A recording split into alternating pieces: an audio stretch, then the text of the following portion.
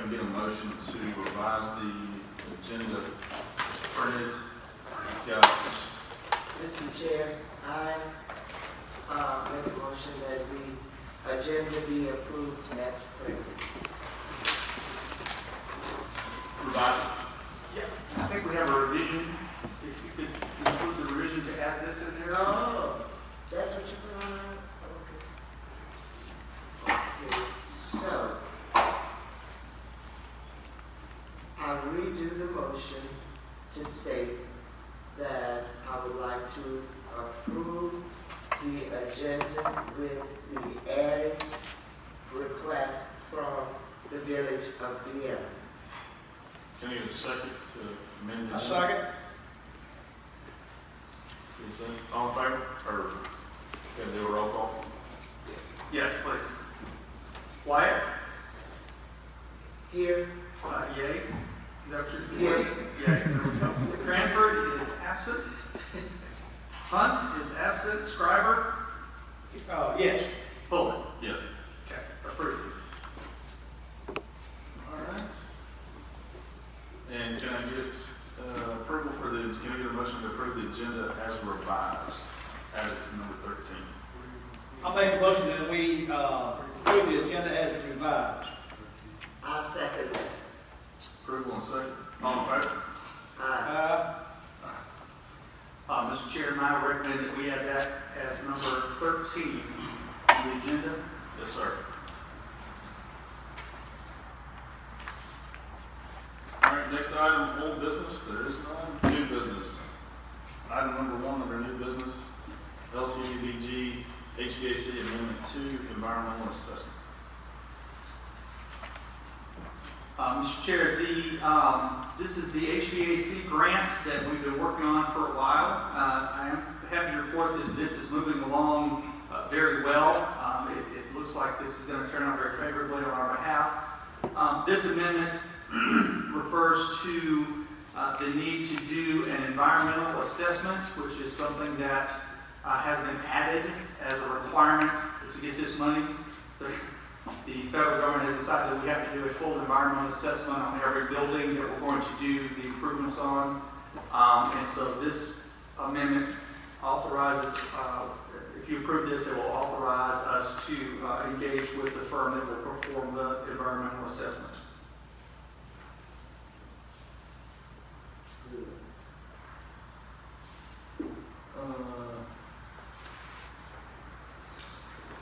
All right, can I get a motion to approve this amendment as printed? So moved. Second. Questions? No questions? All in favor? Item number 2, preliminary plat for Moss Point. All right, you see in your packet, item number 2 includes a letter from the Riley Company, and then the plat follows. This is a pretty simple, basically a redivision of Lot 9 of the Moss Point subdivision into 2 lots. This sits at the corner of Highway 3072 and Mayfield Road.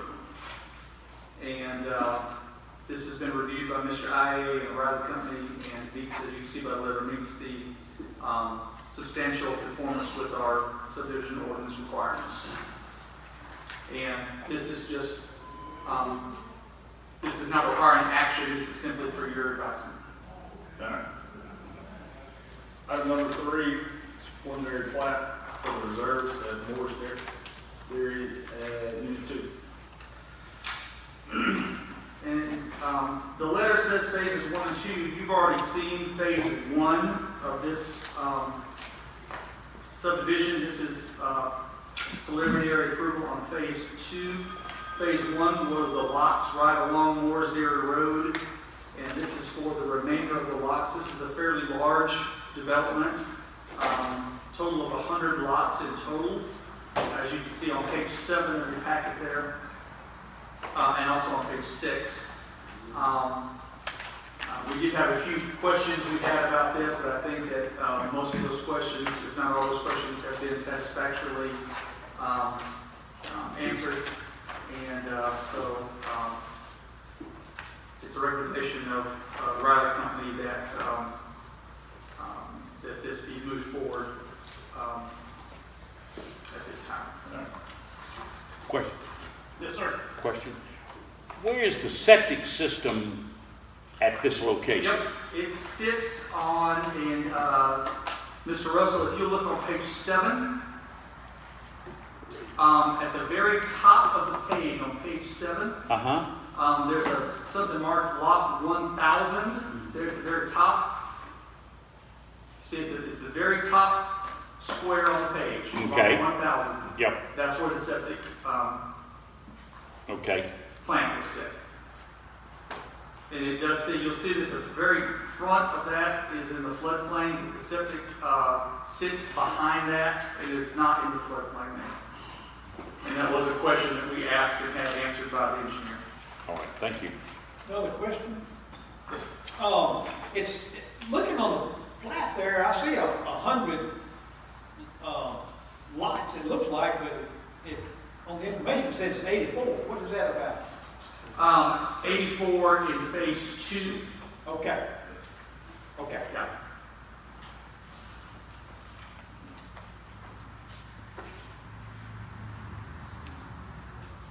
Any other questions?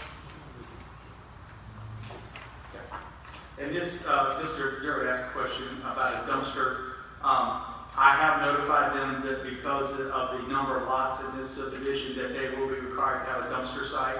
And even though they have not indicated on this plat where there will be a dumpster site, Riley and I are working with them on identifying where they will locate that. It will be a requirement.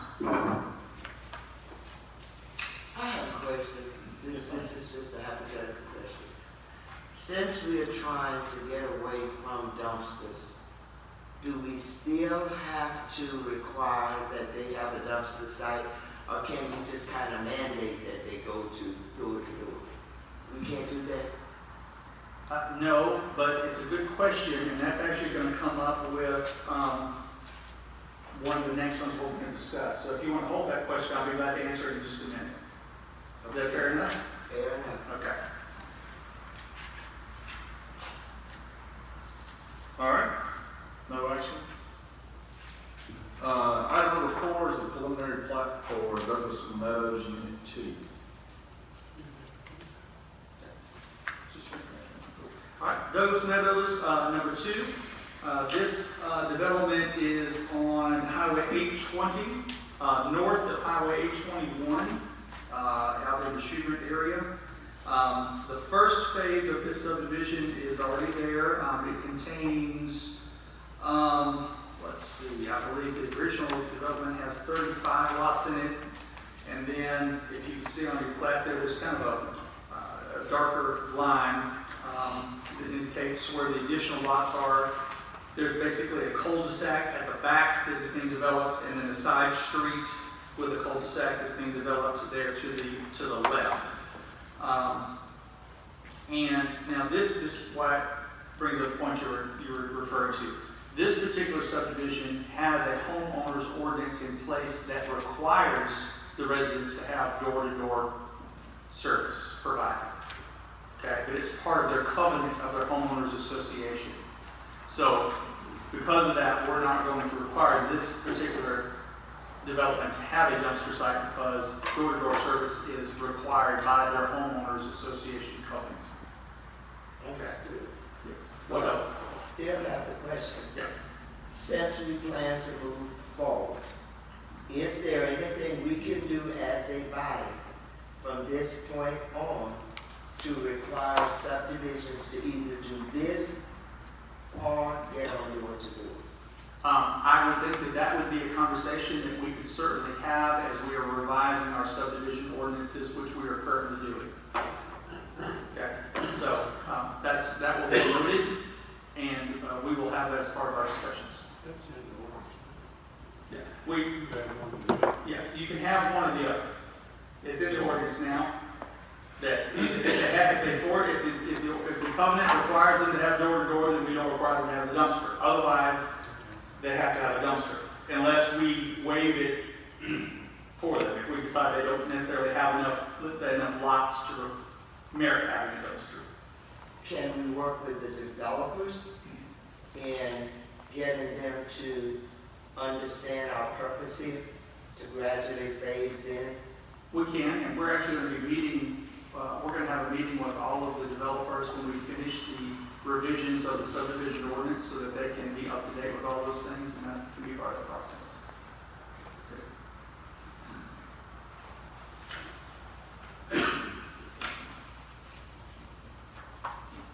All right, no action. Item number 4. Item number 5 is preliminary plat for the mergers. Right. This is also on Highway 820. This is south of Highway 821. This would be just to the south of the orchards, if you're familiar with that, over in the Squire Creek area. This you can tell is a smaller development,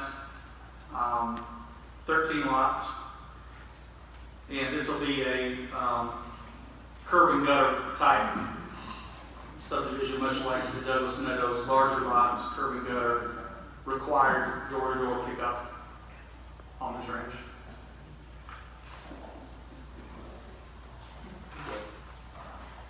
All right. Any other questions? All right, item number 6 is under permission to advertise gas and diesel. This would be for the first half of 2022, so from January through June of 2022. We're just trying to get ahead of the process at this point, get your permission to advertise. We may not actually put them out for advertisement for a month or so, but it's going to get your permission so we can start the process. We've got a lot of financial business coming up, so we'll go ahead and take care of this now. Can we do all this together? Let's do it individually. All right. Can I get a motion to advertise for bid for gas and diesel?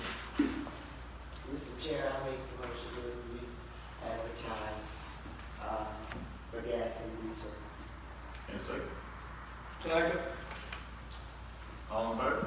Uh, Item number 7 is to advertise for gravel. Can I get a motion to send out gravel for advertising for bid? I'll make the motion that we send out, advertising for bids for gravel. Got a motion and a second. I second. All in favor? Item number 8, culvert materials. Mr. Chair, I make the motion that we advertise for culvert materials. Got a motion, can I get a second? Second. Motion and a second, all in favor? Item number 9 is hot mix. Can I get a motion to advertise? I'll make that motion. I second. Got a motion and a second, all in favor? All right, request for assistance. Item number 10 is build a shooter on North Depot Street. Yes, you can see the request from the Village of Shoeburn, repair a washout on the north edge of Depot Street. And this is a request the Highway Department will get to as soon as they finish our regular CIP program. All right, Mr. Chair, I make a motion that we provide assistance to Shooter in the North Depot Streets property. got a motion and a second. Can I get a second? Second. Motion and second, all in favor? Uh, Item number 11, Simsboro on Bell Street. Request for assistance from the town of Simsboro for a clogged culvert, 123 Bell Street. Once again, on the list for the Highway Department to handle as soon as they finish the CIP program. All right.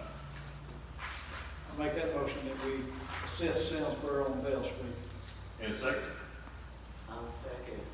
Motion and second, all in favor? Aye. Item 12, Dubach, debris removal. We try to help out Dubach on a regular basis with their debris removal of limbs, since their boom truck is still not operational.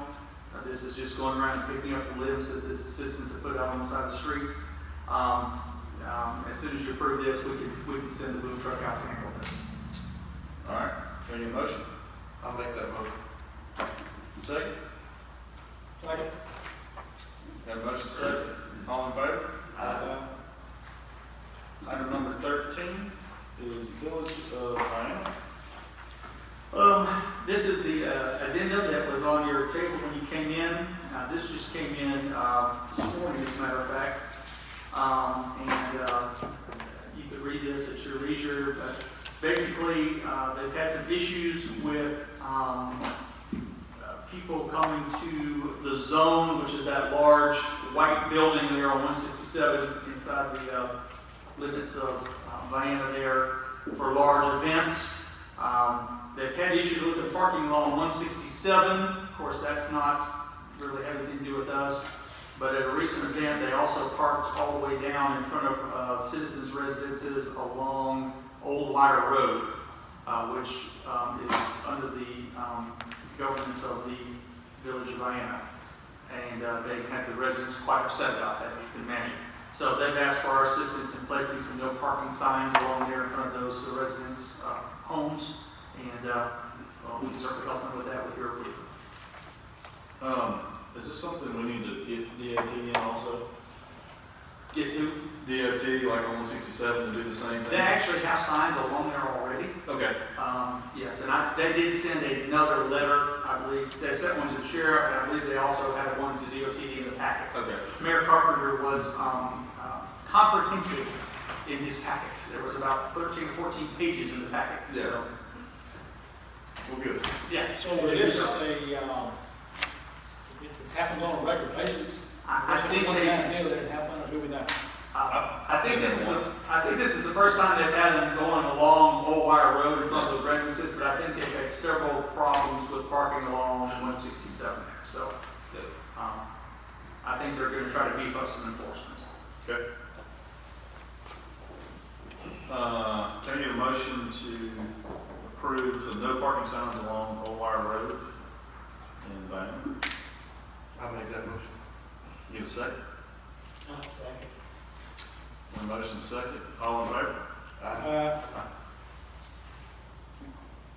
Motion's passed. Any other business? Public Works. All right. Meeting adjourned.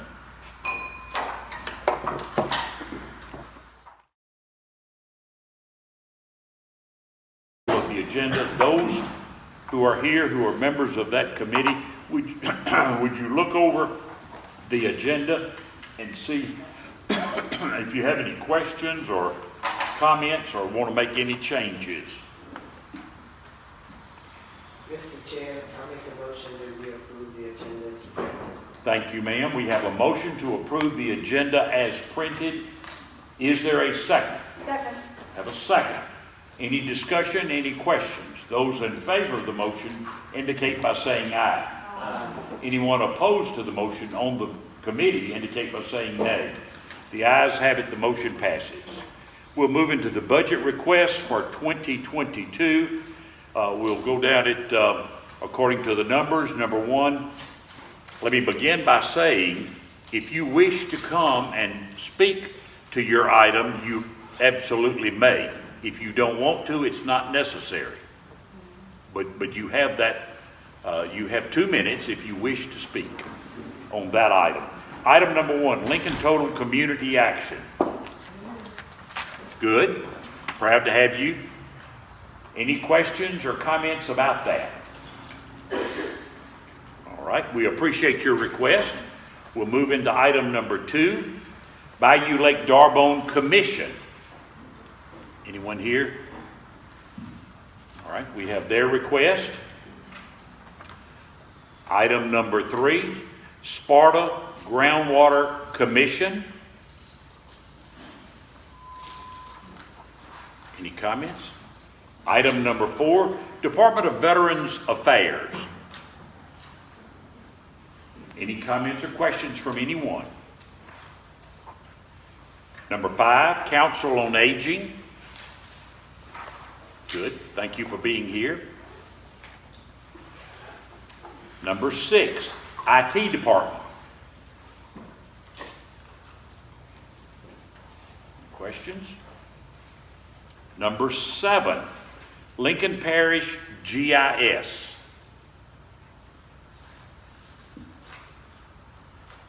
All right.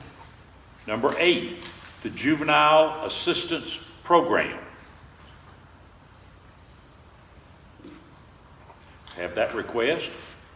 Number 9, 3rd Judicial District Court. Good evening. Hello. Thank you, Skip. I'll be very brief, and I think Judge Hampton and Judge Claymont may wish to address the jury as well. But first of all, let me express our appreciation for how receptive Doug and Jerry are to our requests, because they come up quite frequently with an old courthouse especially, and they are always receptive to our requests and very accommodating. I especially want to thank y'all for the renovations to the main courtroom.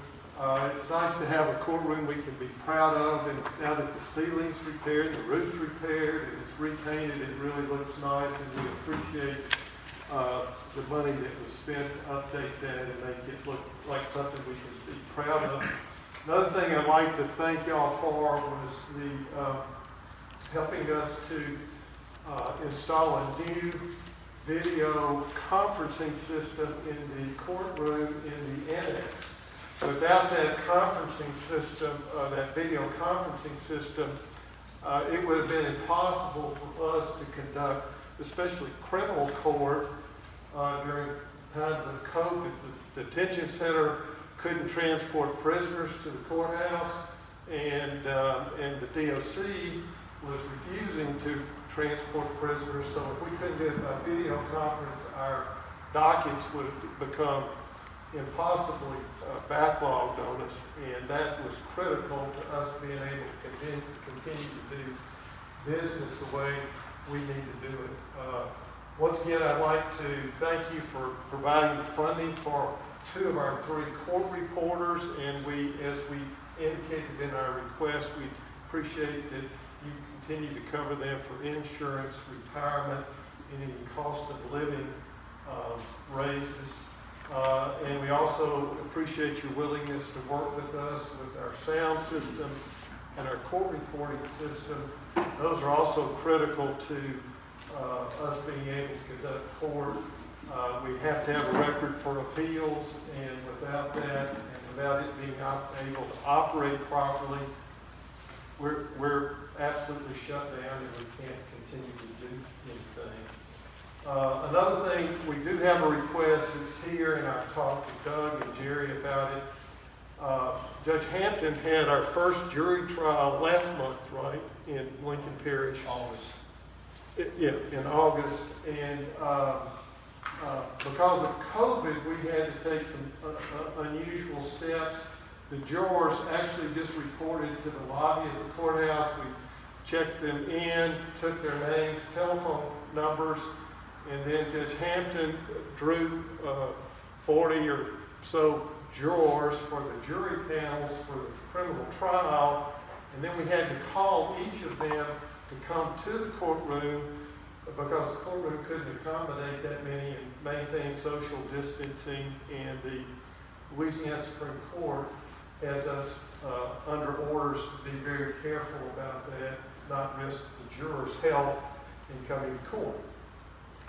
It occurred to us that if the balcony could be utilized, which it hasn't been able to be in a number of years, although as long as I've been a lawyer, over 40 years, I rarely remember it ever being used for anything, but we are in rare times with COVID, and if we could utilize that balcony to spread the jurors out, it would really facilitate the jury selection and jury trials so that we can ensure that our dockets don't also get backlogged because of that. So I know that Doug indicated that a contractor or 2 has already looked at it, And we understand it may be just on a cost-benefit analysis, it may not make sense to have to spend that kind of money, but if it can be done reasonably, we can see where it would really help facilitate jury selection for jury trials. So Yeah, we we're appreciate your consideration on that. The last thing is the American Rescue Act, and I know that's really not on the agenda today. One thing I would want to emphasize to y'all is very briefly on that. Recent federal and state appellate decisions have indicated that it's going to be increasingly hard to help fund the court system in Louisiana with fines and court costs. And that is a huge chunk of our budget, is the money that we get from the criminal court fund. And as these appellate decisions squeeze that money, it's going to be hard for us to maintain the budget. Over the years, my predecessors were able to build up a pretty nice reserve for the court that we had to draw on last year because of the reduction in income. But I think it's critical that we maintain that reserve for the lean years that may come in the future, because we can't depend on that fine and cost money as we have in the past. So that's why we'd like to get that reserve built back up to where it was, and we would appreciate your consideration on that as well. I know that'll be for future consideration, I believe next year when the next part of that comes in, but we would appreciate your consideration on that. Excuse me, I very need good. to ask a question. Ma'am? I needed to ask a question. Yes, ma'am? So you are saying that the state is redirecting about the fines and the court costs? Well, the appellate decisions have emphasized that it has an unfair impact on the poor when you rely on fines and costs, and if you're threatening to put somebody in jail because they can't pay their fine and costs, that has an unfair effect on the poor that doesn't have on So are you others. going to increase the ones that are not poor? Is that what you're saying?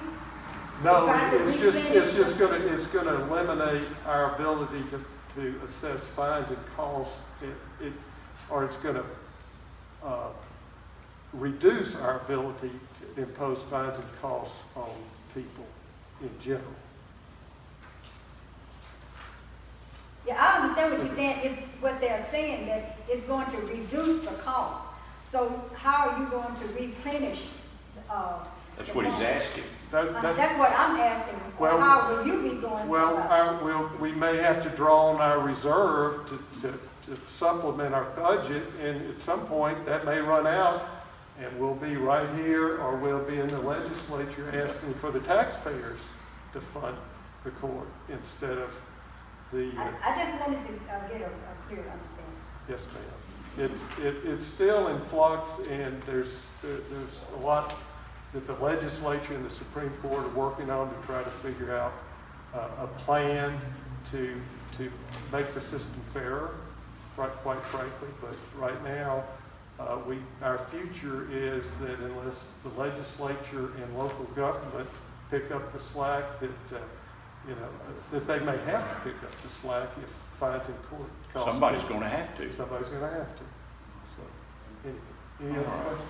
Thank you, Judge. And I'll see if Judge Hampton or Judge Claymore have anything to add. Just very briefly, I know that you gave us No 2 hurry. minutes. No I hurry. just want to reiterate that we appreciate what you guys do for us. The courtroom looks better than it's looked the entire time I've practiced law here. It's a dignified setting now where we can conduct our business, and I appreciate that.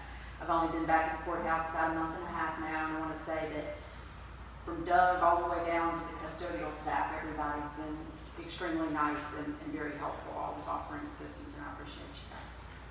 Thank you, ma'am. Judge Hampton? And again, I'll be brief also. Judge Rogers said pretty much everything about our budget. Thank y'all so much for everything that y'all done to help us make our jobs better by improving our courtrooms, our facilities, and especially our technology. Everybody's been great to work with. I certainly appreciate that, and all of us do. It makes it better for us to be able to conduct the business that we're doing. Ms. Mayfield, I'll add to what you had said, what Judge Rogers has said. Everything is in flux right now with the state, the legislature, the Supreme Court are both looking at other ways to fund our court system other than through fines and costs. So we're looking, it not only has been reduced in the last year, but we're looking in the future that it's being reduced even more. Unfortunately, that's the way our system has been funded for many years, and hopefully that we'll have a fairer, more equitable system that we will be able to take, it will be funded from the state. That's not been done yet. And so right now, that is why we're asking to replenish those funds that we have lost whenever that COVID money basically is available. So thank y'all so much for everything you've done. We ask for your continued support and appreciate working with everybody here. Thank you three. We appreciate what you do every day to help that system move forward. Okay, we'll move into item number 10, LSU Cooperative Extension Service. And we're here, if you've got any questions, we're answering them, but we're the same as we were looking last year. Thank you very much. Okay, Lincoln Parish Clerk of Court. Right here. All right, that request is the same. Any questions about that? Anybody have a comment? All right. Got that one. Registrar of Voters.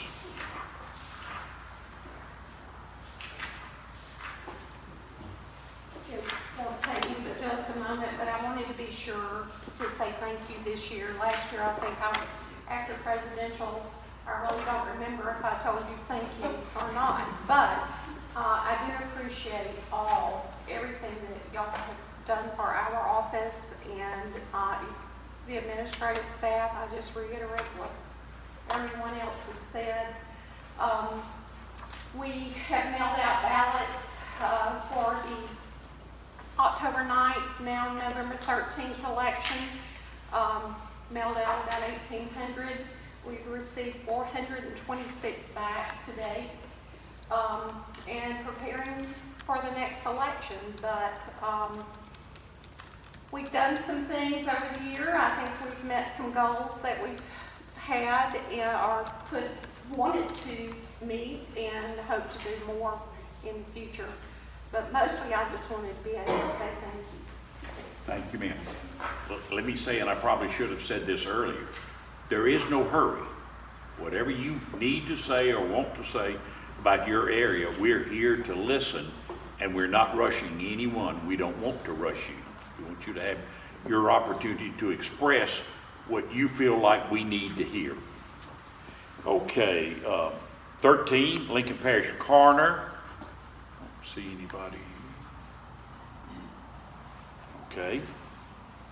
Lincoln Parish District Attorney. Don't have anybody here.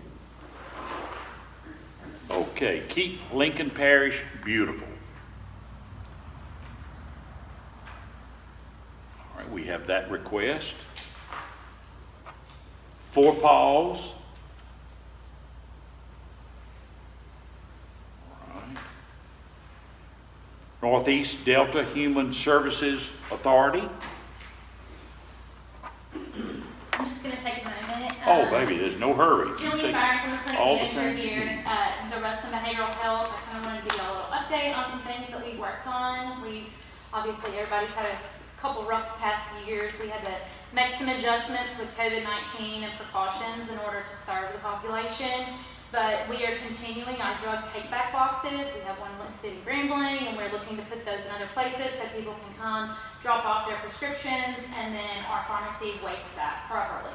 Also, continued opioid and Narcan trainings that we're offering, and then we are distributing Narcan after we provide training for people. We are expanding our services at our clinic, and not just going to do mental health and substance abuse, but we're going to have a primary nurse practitioner there who has an exam room. So if people come and they're sick, they have high blood pressure, we can also treat them there. We have a new mobile unit. It's similar to the health hut that we're going to be able to take to rural locations and be able to offer these services to people that they might not be able to get to our clinic. So we're gonna go meet the people where they're at. And then we're gonna do a Stop the Violence bike rally. We did one in Monroe last year. It was extremely effective. We handed out bikes, and we plan on doing that in Lincoln Parish this coming year. So thank y'all for y'all's continued support. Thanks, ma'am. All right, and I have number 18, Lincoln Parish Health Unit. Good.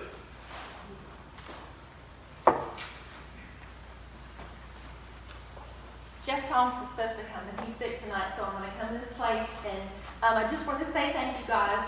Once again, I know we've taken up some time in some previous meetings to let you guys know what's been going on at the health unit.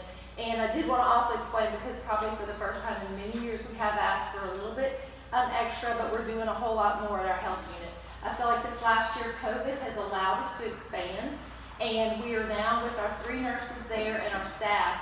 The state has given us a $1.1 million budget to our health unit here back into our parish.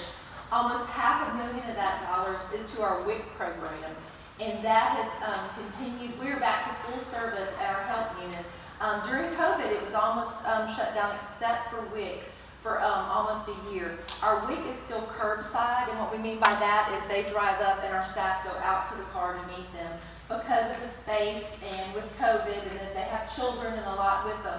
We were supposed to bring that back inside the health unit August 2nd, but unfortunately, as you know, that was during our 4th surge.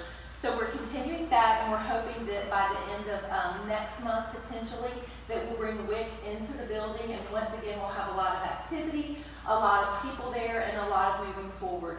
We're now we're doing COVID testing. One of the only places in town, a few that offers free COVID testing, as well as all 3 of the vaccinations for our parishioners 5 days a week. So we'd like to be able, if we need more utilization of things as far as with the facility, we have new tests now that they can do that PCR with people traveling, as well as with our schools and most jobs wanting tests done as soon as possible if someone's exposed, as well as 5 to 7 days out. We need to be able to take care of those people that are coming. The state has given us some new machines, and that needs a lot more Wi-Fi, electronics, technology. So just having that in there is a potential if we need it in the budget. Hopefully we won't. But once again, just want to say thank you guys for all that y'all are doing for our health unit and for the ones that need it and have been utilizing it. Before you leave, Yes, sir. I want to tell you that we're working on a new health unit. Yes, sir. We are moving forward. We're excited. You all had a number of people come forward, and we recognize that there is that need, and we are moving forward on that. Thank you. Count on it. Yes, sir. All right. Are there others who wish to make a request? Mr. Chairman? Yes, sir. I didn't see it on our mail out, but on this sheet that was passed out here, Trailblazers is on this sheet here. And I'm here representing Okay. Trailblazers, if I may. We haven't gotten a request from Trailblazers. Are you prepared to make that request, or would you like to go see them and have them send that Yeah, in? it was supposed to have been made. I don't know if it's, you haven't received. We haven't gotten it. I did not get anything from them, was not able to get them on the phone this afternoon, but Glenn sits on the board, so we will accept the request from him. Yeah, if I can do that request. Absolutely. Then this is an official request from Trailblazer. I've been working with them for a few years now, and Great I appreciate the organization. support that we have been receiving from the jury, and ask for that continued support, and we'll continue to invest in the community here. Good. Thank you for bringing that to our attention. Anyone else have anything else you want to say, you wish to say, you need to say? We're all ears. Ask a question. Yes, sir. Did he say official or unofficial request? He said that was an official request, the same thing they had last year. I believe you said official. That's what I tried to say. As a board member, yes, I understood that. Okay, anybody else? Thank you very much. Are there any questions from committee members or comments? Seeing none, we will accept the requests that you all have made. We will study that situation, and we'll come back and discuss those next month. If you at any point in time have anything you want to say to any of us, feel free to at your convenience, anytime. We're anxious to hear your comments. Mr. Chair, can we get that in the form of a motion to accept these requests? Sure. We need the chair will accept a motion to accept the request, the 19 requests that we have received for consideration. So moved. Second. We have a motion and we have a second. Any questions, any comments? Sensing you're ready to vote. All in favor of accepting these requests indicate by saying aye. Anyone opposed to that request indicate by saying nay. The ayes have it, the motion passes. Any other comments? We are adjourned.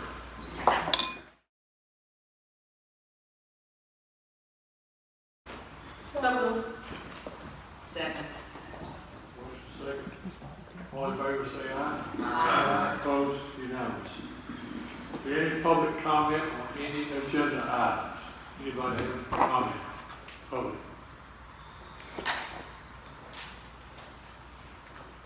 Hearing none, we'll move to the minutes of the prior meeting. You have a copy of the minutes of the prior meeting. I have a motion that we approve. Mr. President, I approve the last meeting. Motion to approve the minutes of the last meeting is printed on Ms. Layfield. Second. Any discussion? All in favor say aye. Aye. Opposed? Unanimous. Committee reports, Public Works Committee, Mr. Fuller. Yes, sir. The Public Works Committee met at 5:15 this evening. Items on the agenda for new business was the LCDBG HVAC Amendment 2. We approved that to do the studies for the environmental assessments. Other items were preliminary plats for Moss Point Reserves at Moore's Dairy, Unit 2, Douglas Meadows, Unit 2, and the Myrtle subdivisions. Also, we went through and recommended we advertise for gas diesel bids, gravel, culvert materials, and hot mix. And those bids will be going out for the year, all except hot mixes for 6 months. Also, items on for assistance from Communities of Shooter on North Depot Street, which was approved. Simsboro Bell Street, which was approved. Dublock debris removal, which was approved. And the Village of Vienna, we approved putting no parking signs next to Old Wire Road. There's no other business, and I move to accept this report and approve the recommendations for the Public Works Committee in the form of a motion. Have a motion. Do I have a second? Second. Second. Joe? Second. Okay. Any discussion or questions? If not, all in favor say aye. Aye. Opposed? Unanimous. Finance Committee, Mr. Russell. Finance Committee. The Finance Committee of the Lincoln Parish Police Jury met Tuesday, September the 14th, 2021 at 6 p.m. We were here at the Library Event Center for that meeting. Budget requests for 2022 were offered. There were 19 different requests. We approved a motion to accept those requests and to consider them and to vote on them at a later date. No further business. That meeting was adjourned. I'd like to submit that in the form of a motion to accept that I second report. that motion. Motion made and second. Any discussion or questions? If not, all those in favor say aye. Aye. Any opposed? Unanimous. Next item is the Property Assessment Board of Review for 2021. I need a motion to recess the jury meeting and reconvene the Board of Review. So moved. Second. Mr. Strawberry, who's second? Ms. Hunter? Ms. Hunter? All those in favor say aye. Aye. Opposed? Unanimous. The one appeal we have is from Regency Interstate Gas LLC for assessments 1000950, 101348, 102097, and 105534. Is there anybody here from Regency that would like to address the board? Okay, nobody, Mr. McBride, would you like to address the board? I appreciate y'all's service and thank y'all for being here for us. The Lincoln Parish Assessor's Office just asked you to stand behind us with our assessments since they did not show tonight. Any questions for Mr. McBride? If not, do I hear a motion that we approve Mr. McBride's assessment? So moved. Second. Any discussion, any questions? All those in favor say aye. Aye. Opposed? Unanimous. Now we need a motion to certify the assessment list to Louisiana Tax Commission. So moved. Second. Motion second. Any discussion or questions? All those in favor say aye. Aye. Opposed? Unanimous. I need a motion to adjourn the Board of Review and reconvene the police jury. So moved. Second. All those in favor say aye. Aye. Opposed? Unanimous. Thank you, sir. Thank you, sir. Okay, the next one is new business. Receive information from Greg Frost and Nicole Fry and take action if necessary regarding the local hospital enhancement Medicaid reimbursement program. Yes, I'd like to defer to Mr. Jones, make a few comments. Thank you. The government has created what is called, what Mr. Dirk just said, the Local Hospital Enhanced Medicaid Reimbursement Program. There's certainly more that I don't know about it than there is that I do know about it. And from what I do know, it almost sounds like something that's too good to be true. It will, as I understand it, work as an occupational tax on the Northern Louisiana Medical Center, but it will serve as a source of revenue for the police jury. But these people, Mr. Greg Frost and Nicole Fry, are actually attorneys that represent the hospital, but they are here from New Orleans. I asked them to come up and explain it to y'all, to explain to y'all how it can benefit both us and the hospital, and explain the program and what steps we would need to take if we're interested in implementing this program. But I want to thank them for coming up. This is Greg Frost and Nicole Fry. Thank you, Mr. Jones. So my practice area is local tax, and Mr. Frost's practice area is Medicaid reimbursement, which is why we're here as a team. Several states in our country since 2008, such as North Dakota, Texas, several states, there's actually an article that I brought and given to Mr. Patel, deals with the problems that every local government is having with the Medicaid reimbursement. The state Can you get in front of the mic, please? Absolutely. We can hear a little. Y'all feel free to sit down, be comfortable. The state portion of the Medicaid funding is increasingly expensive, and many states are levying taxes in order to assist with that burden. Last year, Louisiana authorized the local governments to do that very thing.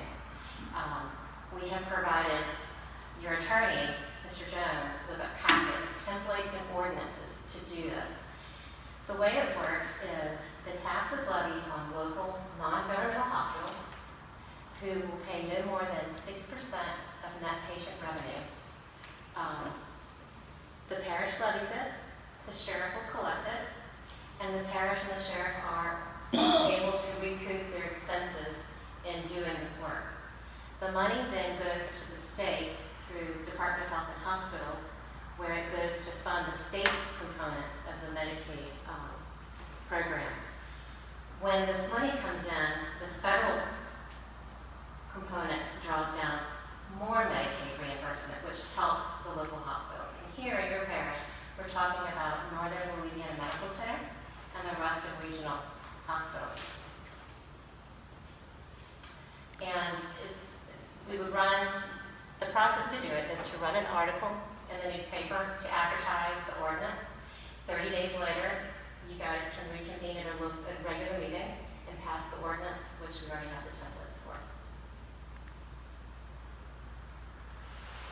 Would you go over those numbers again? I know you and I have talked about it. It's 6% of the hospital's net revenue. Up to. Up to 6%, and then the police jury and the sheriff get to keep a certain amount of that. And what is the amount that the police jury and sheriff get to keep? So the statute is clear. The parish government is able to keep up to 5% of the assessment proceeds. And I know that you had asked about this before, Mr. Jones. This is not a tax the hospitals can push through to the patients. This is only on the hospitals. And I left an article. We found a national article, and there's a working number model in the article, and it shows you how this works. Really, it is simply a mechanism to pull down more federal money for our hospitals. Can I ask, you take a question? Can I ask? Yes, sir. So what is a life, how long will this last, or how does it? It is, the ordinance is perpetual. So you will do it every year.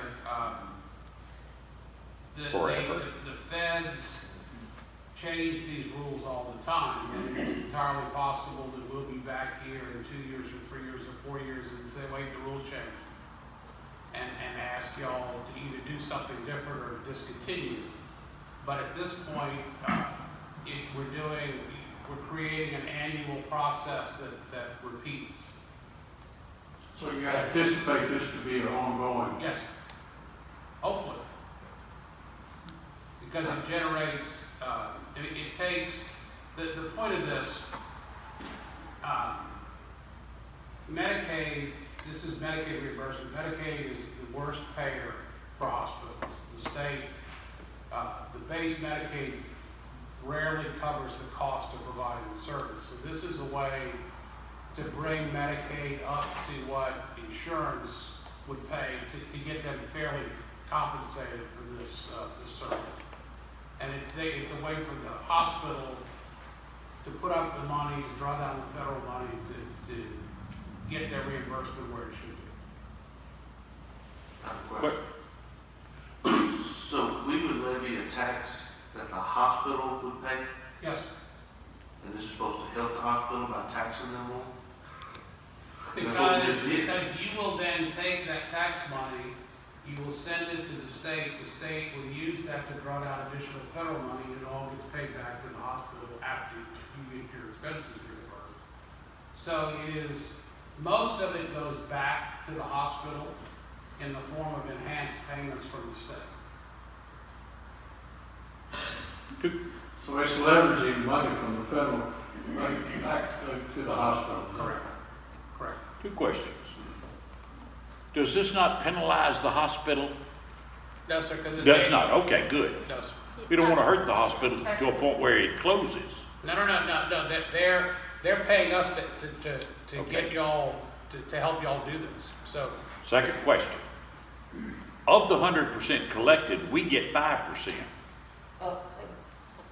Is that correct? Not 5, up to. Up to 5. Okay, that's up to you. The statute allows you to take 5%. Yeah. Can we take 10? No. What happens to the other 95%? It goes, you send it to the state uses that to draw down the federal money, and it all gets paid back to the hospital. Okay, good. Thank you. And that was part of my confusion, was why would the hospital be here asking us to levy a tax against them? That's why I asked them to explain it. I have never represented a taxpayer for this kind of request. Because at the end of the day, most of it gets paid back to the hospital. The article that we provided you has the numerical models to show how it works. And I'll scan this article and send it out to all of you tomorrow. Thank you. If I may, I'll just mention this.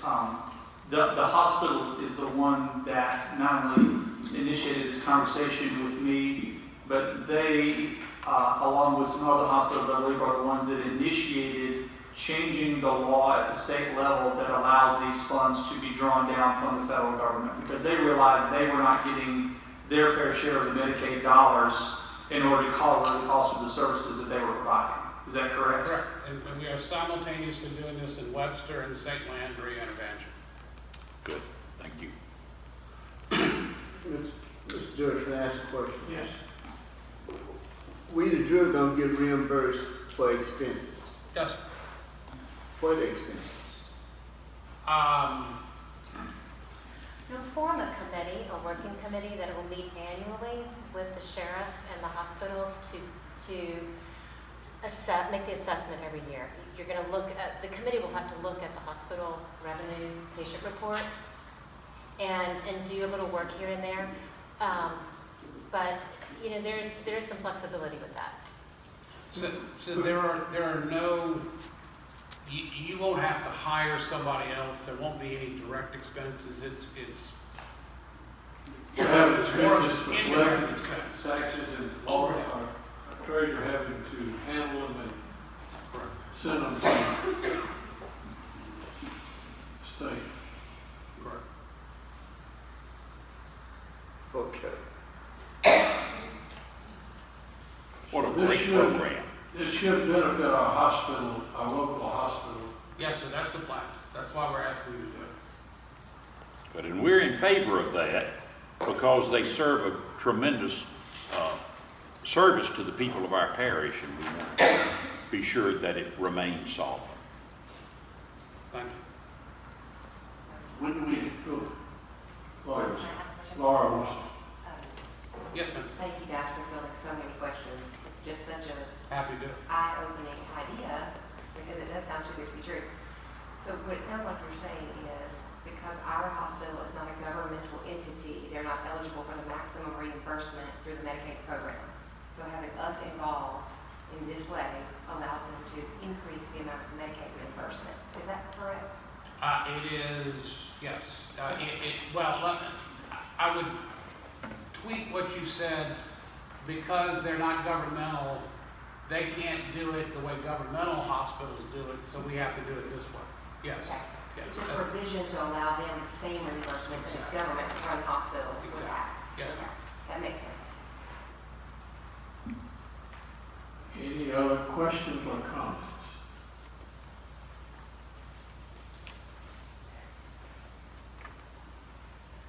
Yes. Bill? I think I heard the rehab hospital mentioned once, but I've heard the hospital all night. Now, where will the rehab fit into this program? Let me clarify, when it says rehab, that's a name that is locally used to refer to Western Regional that was referenced. And they will be included in the tax. They have to be. It'll be both, Bill. It'll be both hospitals. That's right. Equally. Tagging on to what Mr. Smith said, Russell Regional is a specialty rehabilitation Yes, hospital. ma'am. And it is extremely hard to get a patient placed there that has Medicaid. Now, my question is, will they, when the money is drawn down, will they get their equal portion as, say, a hospital? Because they are strictly a specialty hospital with a lot of different components. And the reimbursement arrangement with the state is focused on northern Louisiana, not on the rehab hospital. We can work on that, absolutely, but that hasn't been the focus today. They won't be harmed by this, but they won't be helped by it either. They'll be essentially,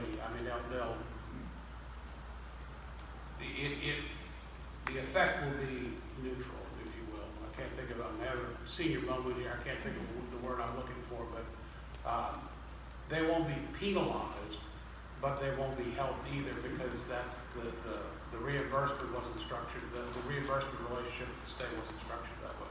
We can work on that, absolutely, positively. I really think you should because, healthcare disparities exist and one of the main prejudices in healthcare, believe it or not, is your care source. And people that have Medicaid, absolutely, they're kind of at the bottom. Absolutely. And that rehabilitation hospital is needed by everyone, especially those that have Medicaid only. And the Northern Louisiana Hospital, not the rehab, the LTAC, asked to take all comers. The LTAC, they take transfers, so they don't have to take all comers. And they are, I have worked in various situations trying to find ways to get LTACs to take Medicaid patients, because Medicaid is notoriously bad at reimbursing LTAC. That's We why they can, don't we can pay. absolutely work on that. Yes, ma'am. Any other questions? Comments? Louis, you got any more? No, sir. So, your recommendation? I guess we just need to kind of gauge the police jury's interest as to whether or not this is something y'all are interested in pursuing, and if so, I can get with Mr. Frost and Ms. Fry, and we can discuss the next steps that we need to take if it's something the jury's interested in. I believe we have a 5% interest. So, do we have a motion that Louis move forward with talking to I'd like to make that motion that Lewis move forward with studying the situation and prepare a motion for us. by the documents that we need to move forward? Motion by Mr. Russell, I hear a second. Second. I second. Okay, Mayfield, second. Any other questions or discussion? Yes? Do we have any references we can check and make sure this is what they say this is?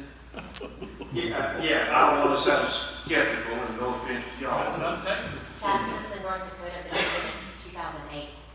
Okay. And I'll be glad to also visit with the other parishes that are doing the same type of thing. About some hospitals that are actually hands-on seeing if they get their money back, if it is what they said it was, or if it's just a burden that they have to pay extra 6% of their income. And so, yes. We can work Well well done. done. When you put federal and taxes and lawyers and state and all this in place, I get real. Radical. I don't believe everything they put out. Once again, no offense to Louis is going to No cover all those questions. A little taken, but not. Can I ask a question? I know we had discussed some possible deadlines, some timelines that things needed to happen by. If the motion is as was stated, is that going to work with the timelines we talked about if we get together before the next board meeting and decide what we need to do? We have a draft ordinance for the jury to vote on. It just has to be advertised 30 days prior to the meeting you vote on it. So So now, when does it need to be adopted by? Is there a deadline? no. Sooner than later is better. Beg your pardon? Sooner than later is better. So if we won't be able to do it in October, 30 days it won't be, so it'll be November. Is that timeline good? Yes. Mr. Strong? Before we would vote yea and nay on this, I would love for us to invite the CEO of Russell Regional to get his take on this, to be fair, because it appears, and appearances can be deceiving, that you've had a meeting with the hospital, but I'd love to get the take from that CEO of Russell Regional. I will invite her Mr. Chair. to the next meeting. Yes. Rather than waiting 30 days for that, I'd like us to get Doug to visit with them and report back to us. Would that work, Mr. Strong? I'd like to sit in with you. I would too. Whatever you want to do. Why don't we have at the next meeting, that's going to be, I we just got don't have advertised. You'll have the draft to look at and ask him questions about. He's going to get considered for adoption in November. That would work. Would that work, Ms. Strong? Yes, definitely. Mr. President, I heard them say create a committee. Yes, sir. Well, it would be ideal to come on our own, the committee that we already have. Yes. Okay. Yeah, that's just my suggestion. Yeah. Yeah. Okay, so we'll have a health and welfare committee meeting at the next meeting, would that be okay? And invited? Just trying to see here.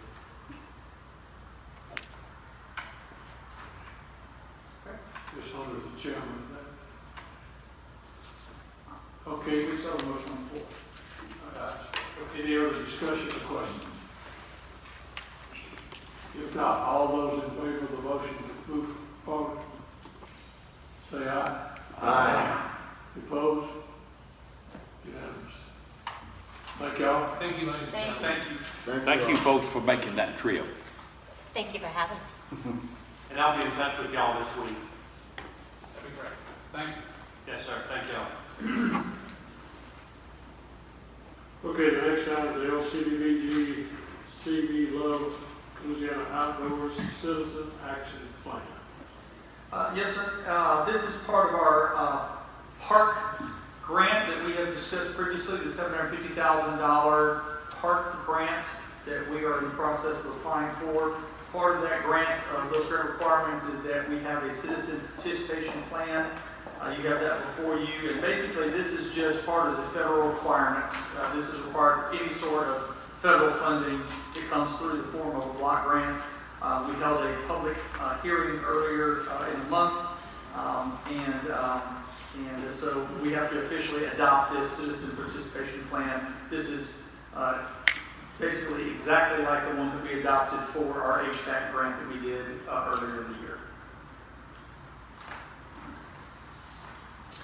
Okay, do I hear a motion we adopt? So, Second. Motion second, any questions or discussion? All those in favor say aye. Aye. Opposed, unanimous. Louisiana Outdoors Administrative Selection. So in this same grant, when Mr. Durrett and Mr. Melton and I set in on the call from the state to apply for these funds, we were led to believe that this was going to be a very simple grant application process. And the actual application itself was very simple. But as Laura and I got down into the weeds of the application, we realized that the state was kind of getting ahead of themselves a little bit and trying to push this money out quickly, and that there were some, what's a good way of putting this, Laura? Some holes in the process as far as compliance was concerned, in that they had missed some things in their application, the written application, that were required by the federal government, and that we were calling and asking questions of them that they were realizing that they didn't have everything in there that they should have. And that made both of us very, very nervous, because when you're dealing with federal money, they're going to come back and audit this at some point in time, and they're not going to be looking for the state to reimburse them, they're going to be looking for us to reimburse them. So the way that we can avoid that is to have someone on our side that is very familiar with the federal compliance when it comes to these block grants. And so it's going to be our recommendation that we engage Fry McGee, who is the company that we worked with for many, many years on these block grants, to help administer this program to make sure that we are in full compliance with the federal regulations. And all other LCDBG grants that we've had, that we have had an administrator on, and they have. That is correct. The application here is not the problem, it's the compliance that's going to be an issue. So. Mr. Is it time for a question yet? Beg your pardon? I just wanted to ask a question. If Yeah, go ahead. So, do we think that this is still going to happen? Yes. Or not? Yes. Almost undoubtedly it's going to happen. It's just a matter, it may not be as quick as we thought. Yeah, well, I understand that aspect of it. I didn't know if it just throw the monkey wrench in so bad until it was just. No, we're good. We're in very, very good shape with the grant itself. We just want to make sure that all of the I's are dotted and all the T's are crossed, so 3 years down the road, they don't come want us to write a check for $750,000. I thank you. I applaud y'all for catching that and going this step here. So I hear a motion to re-adopt the selection of Mr. President, I make Private McGee. the motion that we hire Fire McGee to Second. oversee the Love Louisiana Outdoors administrative portion of the grant. Second. Any other discussion or question? If not, all those in favor say aye. Aye. Opposed? Unanimous. Next is introduction of ordinance to sale of adjudicated property, parcel number 251-830-86301. Yes, this parcel is located right off of McAllister and Rustin between 2nd Avenue and Cornell. It's facing McAllister. It is a lot next door, and it's just an introduction at this time. So the lot next door is just a neighbor next door that's in touch with the property, has inquired about buying it. So we can introduce it before we approve it next time. Do we have a figure on that? Do not. Had it, but I can't find it. Okay. Terry, you said between Cornell and Sept? It's between 2nd Avenue Cornell. and Cornell Avenue. On McAllister. It's kind of like a big old oak tree right there. The current owner says Ollie Harris is the current listed owner. Okay. Says the offer was $1,663.86. And really, the good thing is that it's going to go back on the tax roll. Correct. We'll begin collecting taxes on that piece of property. Any other questions? If there's no action required on that. We need to just introduce it, correct? Okay, you ready to go to the next one? Yes, sir. The next one is parcel number 221-839-89258. Correct. This one's located between Turner Street and, Reagan Street. It's also in Ruston. It is kind of a back little parcel. It's kind of tucked back in there. It's, you can't actually access it from the street, and it's a lot next door. Is that west of Louisiana Tech? It's west. Yes, west. Up that Yes, sir, yes, sir. hill? Kind of go up the hill and you take a right. Yeah. Kind of go back in there. Price on this one is $2,685.33. That's the offered purchase. So it's kind of tucked back. You can't even reach it really from the road. You're at the hike back through somebody's yard to get to it. You're landlocked. Good. And that's in District 1. District 1 or 4? It's in District 1, from my understanding.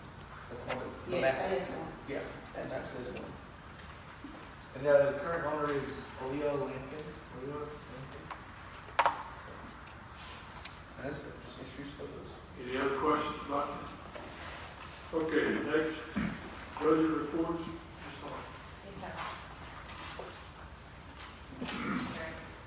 Yours all had your place saying the monthly budget to action report for the month of August. You can't hear me? Oh. For the month of August, on the first couple of pages of the general fund, again, as I usually do, I'm only going to point out things that I think warrant drawing your attention to. There were no fund level variances of more than 5% that were unexpected. I'll point your attention on page 2.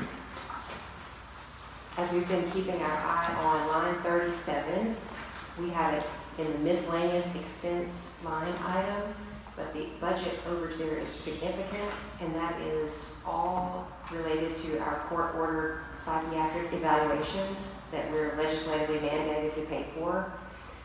There's not much we can do to offset that. I'd just like to make you aware of what is causing that budget overage. However, for the total of the general fund, we're tracking just 3% over budget, so there's nothing that we need to amend at this time. On the third page, you have the special road fund. This fund will need some budget amendments very soon. I think we just need to update our budgeted revenue number on line 60. I think that the original budget number is a little too high when I looked back at the last couple of years of actual revenue. Again, that type of correction will be made as we prepare our budget amendments for the October meeting. Page 4, the road construction and road maintenance funds. Everything's tracking as we expect at this point in the year. I don't have anything to draw your attention to specifically. Page 5 is the library fund. As we reported last month, on line 122, in the miscellaneous revenue, the library did receive the $47,000 payment from the state library, which was an allocation of the state library's rescue plan funding. That's what's in that line item. On line 124, I want to draw your attention, we are running 8% under budget in the payroll and benefits line item, and that's due to the staff cuts that were made earlier in the fiscal year. Overall, the library budget is a little bit over budget on total expenditures. Most of that's related to the cost of holding the election last year. In the solid waste disposal fund on page 6, we are running 4% over budget on the expenditures. However, that's actually expected. The major expenditures for that fund are the distribution of sales taxes. So because sales taxes are doing so great, the distribution is also higher. So it makes it look a little bit over budget, but it's nothing for us to need to amend at this point. And then lastly, on page 7, that's the last of our major funds. The solid waste collection fund is very much under budget on expenses. So there's no budget amendment warranted this time. And I always like to let you know the sales tax amount deposited in August, which was collected in July, was $633,000 and change, compared to the same month in 2020, which was $575,000 and change. Sales tax revenue is up 10% month over month. And year-to-date sales tax revenue is up 53%. Wow. That's all I have. Can I ask a question about the special road? Where does that revenue come from? That is our state population and miles revenue. So our state allocation based on the population of the parish and the number of miles of road.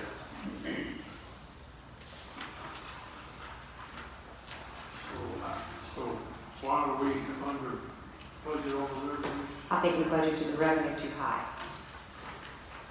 Historically, we have not collected that amount. Very much. Historically, we have not collected that much. Any other questions for on the budget report?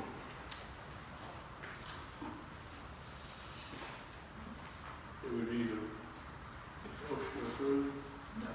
Report? Okay. All right, department reports. Mr. Doss from the Highway Department. The traffic crew has completed their first round of cutting of the hole of the entire parish.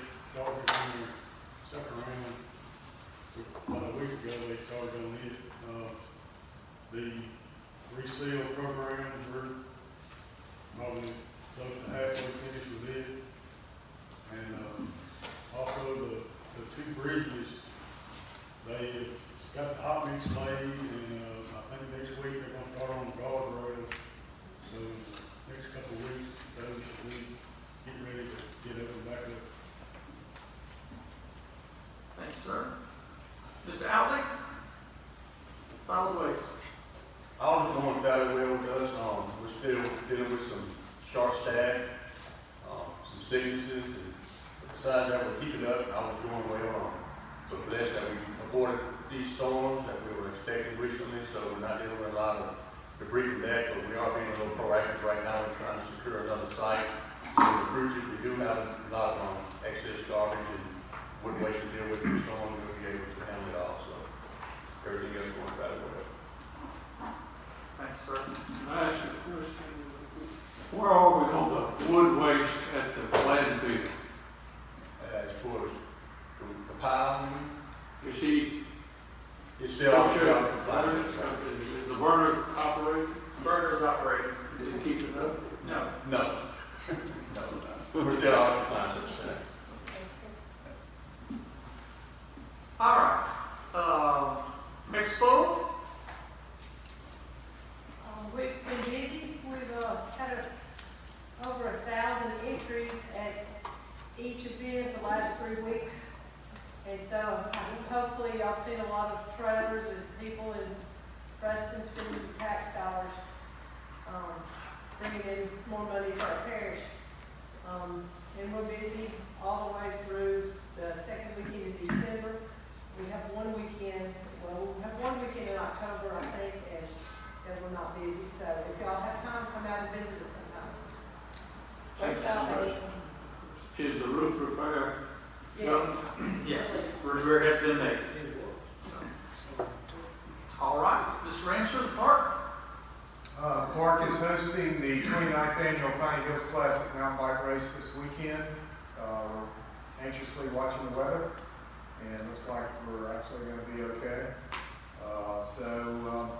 Saturday schedule is juniors are at 4, beginners at 5, Sunday morning at 8 are the experts and the pros. Storm and wastewater. Mr. Maurice? You good? Okay. All right. Mr. Franklin, Homeland Security. Just real quickly, we declared an emergency, state of emergency for Hurricane Ida, mainly for shelter operations and stuff on August 27th. Trinity Methodist Church was the only shelter that we opened, and we only had 3 occupants on that Saturday night because they had a big vehicle breakdown. So we did not have any other shelter occupants. So we closed the shelter on Tuesday, August 31st. Louisiana Tech did shelter students from Nicholas State University. Those students hopefully will return home this weekend. And then we also had children and staff personnel from the Louisiana Methodist Children's Home campus in Houma, Louisiana, that are staying out at the Owl Center, and they hopefully will, they look like they're going to be there till the end of September. Hurricane Nicholas has made landfall this morning in Texas. It's moving slowly eastward and dumping a lot of rain on south and central Louisiana. I don't really expect us to see any major issues from that storm. One thing though is our winter storm public assistance that was back in February. FEMA has denied some of the emergency protective measures that we did as far as clearing roads. So it's my recommendation, and I talked to Mr. Beard that we withdraw our request for public assistance in that particular disaster because it's not going to be really worth our while to have to deal with FEMA on some minor other projects. But on the flip side, we are working with the Office of Community Development's Disaster Recovery Unit in the state of Louisiana on the spring flood of 2016. And we may be able to recoup our 25% cost share through that program, which will pretty well offset what we, did get for the winter storm. Okay. And if you can keep all these disasters straight, you're doing better than most of us. Kip does a great job keeping everything straight. 2016, they're going to pay us for the interest. About $63,000 we're talking about. Very good. Okay. Administrator report. Very good. I think most of you have had an opportunity to meet him, but I want to officially introduce our new financial manager, Mr. Michael Sutton. We're thrilled to have Michael with us. He is an outstanding addition to our staff. He has already been welcomed in as one of the family. He fits in with our group very, very well, and he brings a wonderful attitude and skill set to our group. And so I think he will have a long and prosperous future with the police jury. So we're very, very thrilled to have him, and I know that you will look forward to working with him in the future. So Michael, welcome. We're glad to have you. Just a few additional updates here. Thank you to Mr. Russell for helping us to work with a company that will be installing a new ATM machine in the lobby of the courthouse. This will be a great addition to the building. We have a tremendous number of people that come to the courthouse to pay fees at the clerk of court's office, to pay court fees and other things that require cash. And up until this time, they had to be turned away to leave and go find a bank to get an ATM machine. So now we will have an ATM machine installed, and we make a little bit of money off of it if there's a large number of transactions, but mainly it's there as a convenience to the people that come to the building. So thank you to Skip for helping us arrange that. Our website is complete for the most part. We're doing some final tweaking on it. All of the agencies that are working with us had training last week, and we're in the process of doing a soft launch right now. It has not been published publicly, but the groups that are involved in the website are working with it right now, and the site should go live in early October. We're very pleased with the outcome so far, and look forward to introducing it to you hopefully at the next police jury meeting. I'd like to say thank you so much to Devin, particularly, and to Kevin for their hard work in making that come to fruition. I think you're going to be very pleased with what you see. I want to remind everyone about the Police Jury Association regional meeting that we'll be hosting on September 28th here. If you have not registered online, please do so as soon as possible, or if you would prefer, you can call the office this week and let Devin know. I know that all of you plan to be there. We all need to know if you're planning on bringing a guest. So we need to get a head count so that we can make sure we're ordering enough food, etc. So please make sure you do that. I also want to remind you that each of you signed up to get door prizes. Those are a key part of these meetings. And right now, Miss Hunter is making all of you look terrible because she has been out pounding the pavement and knocking on some doors and collecting some wonderful door prizes. So if you will all work as hard as she will, we're going to have the best door prizes ever. And many of you have been working hard as well, and so thank you for that. But please keep up the hard work so that we can have some great door prizes. As many of you are aware, the library millage election that was originally to be held in October, statewide elections were moved by the governor because of Hurricane Ida. The election will be now held on November the 13th. As I have been communicating to you, I've been working very closely with Mr. McBride and with the sheriff on the timing of that election, making sure that we can get the votes canvassed and that we can get work with the sheriff on getting the tax bills out. We will have a joint press release and announcement about how that will unfold in the coming days. But I want you to know that number one, we're going to make it work. Number two, and we are all working together to make sure that we are able to serve the people of this community very efficiently. And number three, that we hope that everything we do will help us to have a successful tax election for our library. And that concludes my report. Any questions? Mr. Pastel, I know, not the August meeting, but the July meeting, we talked about looking for another management company called Section 8 Housing. Do we know anything about that? We're having some discussions. As a matter of fact, I'm having a discussion with the mayor later this week about the possibility of combining some forces in that regard. And I'll keep you updated as I get some additional information. But that is an ongoing conversation. Yes. Thank you. Is it good enough? Yes, sir. Okay, thank you. Any other questions for those?